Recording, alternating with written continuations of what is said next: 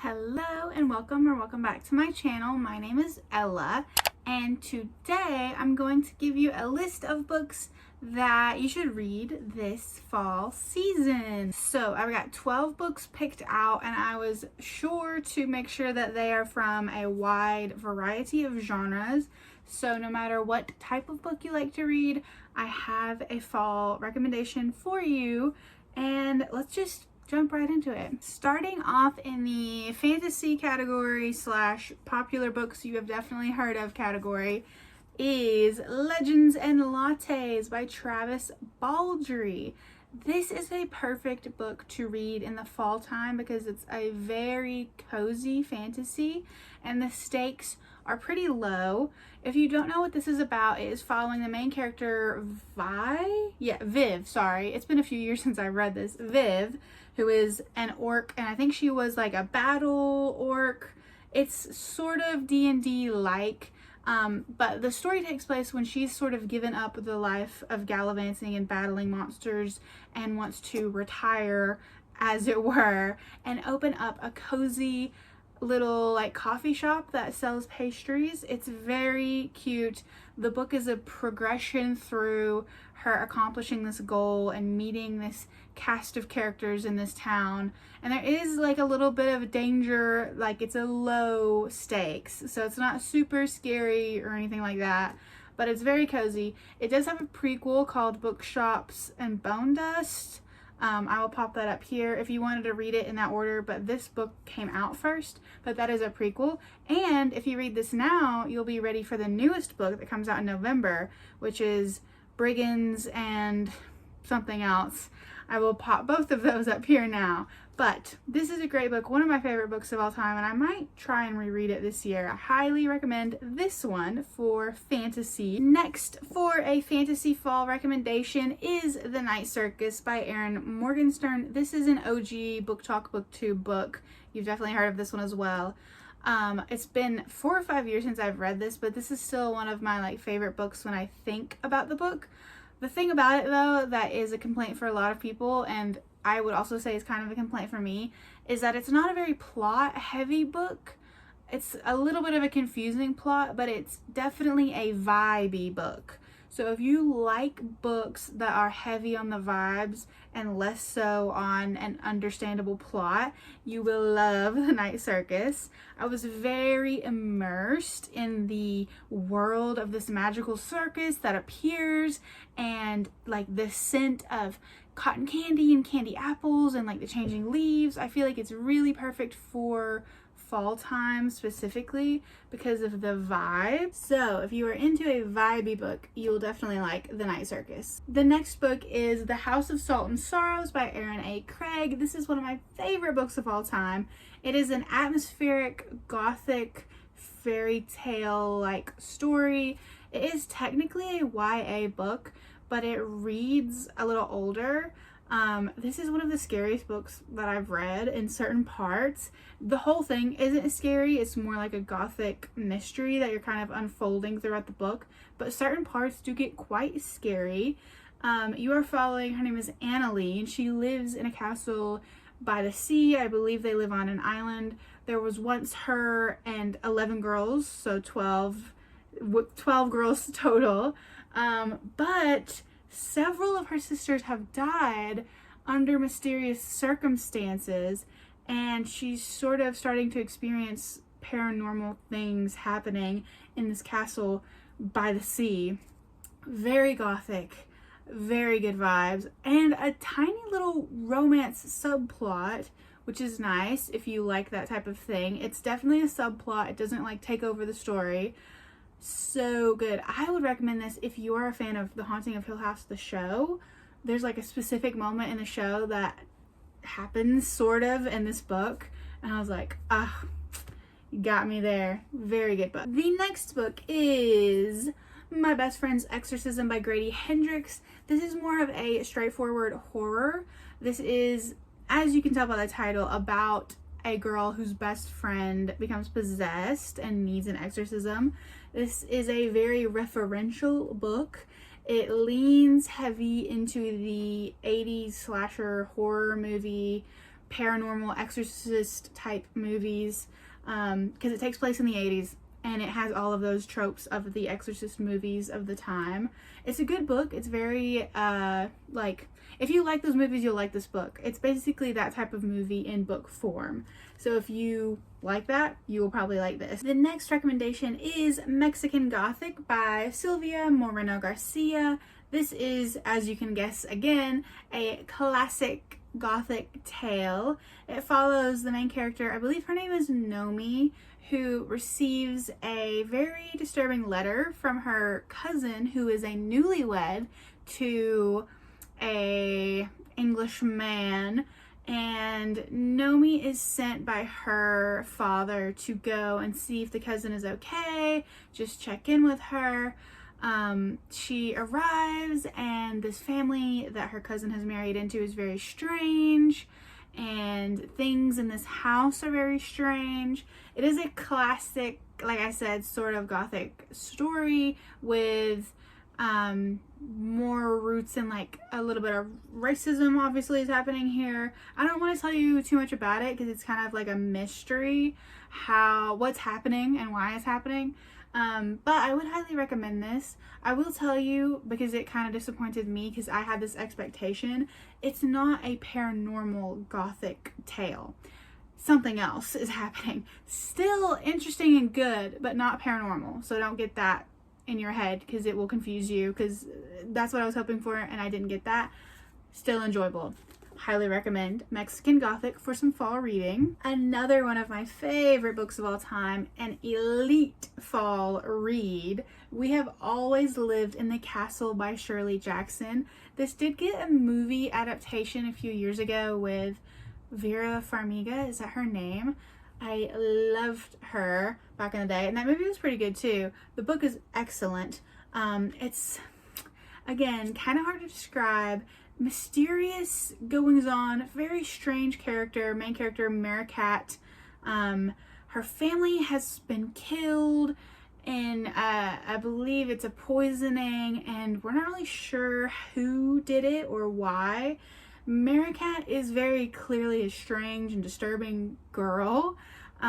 Here, I'll just read you the front flap, which is written in her voice. It says, "My name is Mary Catherine Blackwood. I am 18 years old and I live with my sister Constance. I have often thought that with any luck at all, I could have been born a werewolf because the two middle fingers on both my hands are the same length. But I have had to be content with what I had. I dislike washing myself and dogs and noise. I like my sister Constance and Richard Plantagenet and Amanita Phalloides, the death cup mushroom. Everyone else in my family is dead." Very strange girl. And there's like a mob mentality situation going on with the townspeople. They have a very interesting relationship between the main characters in their house up on the hill and the townspeople down below. Very good book. Highly recommend. And then if you really like it, check out the movie. It's not, the book's always better, but it's still pretty good. Next is more of a classic for you. This is Murder on the Orient Express by Agatha Christie. I'm sure you've heard of it. This also has a movie adaptation. It might have more than one. I don't know. I've only seen the newer one with the enormous famous cast. But this is the only Agatha Christie book I've read, and if you wanted to get into her, I of course would recommend this. I think this is perfect for this season because it takes place all on a train, and to me, trains are very fall for some reason. And if there's some available near you, you could take a nice long train ride and read this book. I'm a big fan of immersive reading. I remember after I finished this book and I watched the movie, I took a little train ride in the fall and got to see all the pretty colors of the leaves. So that could be fun. And I mean, it's a murder on a train. That's pretty much all you need to know. And another one of my favorites, Dracula by Bram Stoker. This is another classic for the fall time. September, October is a great time to read this book. You probably know about Dracula. It's one of the original vampire tales. There's only like two or three, maybe two or three that came before it that were vampire books. It's very funny in some places when I don't know if it's trying to be. It's definitely very dramatic. It has very spooky vibes because it's Dracula and he's a vampire and scary things are happening. So I definitely recommend you read this if you are already a fan of the vampire genre. And you just want to see sort of one of the originators. Next is Dissolving Classroom by Junji Ito. This is a recommendation if you are a fan of horror and or a fan of manga. Junji Ito is a horror manga artist. Some of his stories are original. I believe this is an original story, and he does the art, obviously. And then sometimes he just does the art for existing stories. This is a standalone manga that sort of satirizes the public apology epidemic.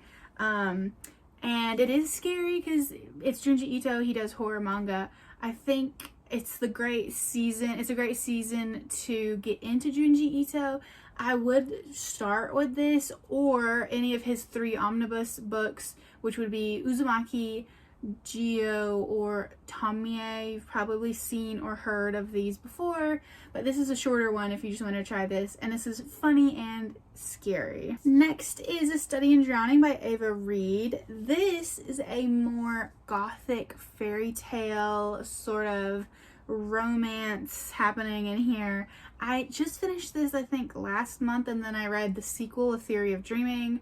This is a very vibey, very good story. It's about these 2 characters, Effie and Preston. Effie is the main character that we're following in this book. She goes to this manor by the sea of this famous author that she was obsessed with. It was her favorite book and her favorite author, and maybe not all is what it seems. Strange things are happening around the house and with the people that Effie is encountering, and it is like sort of said from the beginning that Effie has been plagued by these nightmares or visions of the fairy king who's been with her since she was a child, and that's going to play a big role into the story.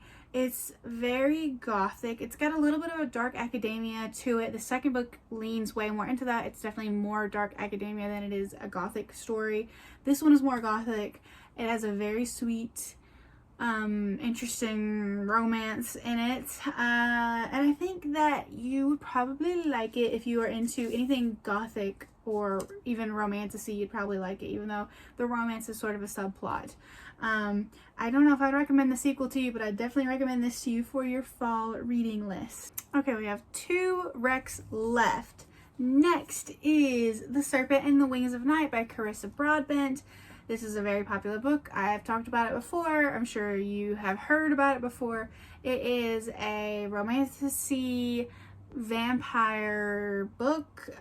People like to say it's sort of Hunger Games like. I don't really agree with that, but there are trials, and it's following the main character Oriah, who is a human girl. She is the adopted daughter of the vampire king, and she wants to compete in these trials because the winner gets 1 wish granted to them from their deity that they worship, and she wishes to be a full-blooded vampire. But the competition is against other vampires who are obviously very deadly to a human girl. So she's gonna have to work with people, and maybe things are not what they seem. It's very steamy, it's very spicy, it's a good world. I love vampires, and I think fall is the perfect time to read vampire books. So I recommend this to you. And finally, if you are wanting a romance book, I have for you The Ex-Hex by Erin Sterling. This is a book that I read probably 4 years ago. It is a paranormal romance. They're both witches. It's following the female character, obviously. I can't remember her name. Vivian. She was dating this powerful witch boy, and they broke up. And he returns to our small town several years later for some reason, because his family is sort of like where the power in this magical town comes from is connected to his family. So he has to come back every so often to make sure that the power is still there in the town. And something goes wrong, and they are forced to sort of work together to fix the magic in the town and to sort of fix her magic. And it's very spicy, and they're very sweet. And there is a sequel called The Kiss Curse that I've also read. I definitely prefer The Ex-Hex, but if you like The Ex-Hex, you would want to read The Kiss Curse.